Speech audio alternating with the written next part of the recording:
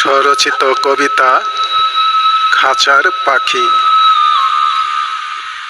খাঁচার মধ্যে বন্দি হয়ে আছে অচিন পাখি, সময় হলে উড়ে যাবে দিয়ে আমায় ফাঁকি। এত বছর পোষলাম যাকে বহু আদর যত্ন দিয়ে, আমার কথা না ভেবে পাখি যাবে নিষ্ঠুর হয়ে। ঝড় তোফানে খাঁচা যখন ভেঙে পড়ে যাবে, সুযোগ পেয়ে পাখি তখন খাঁচায় না রবে। কখন খাঁচা ধসে পড়ে যাবে, পাখিটি থাকবে কোথায়?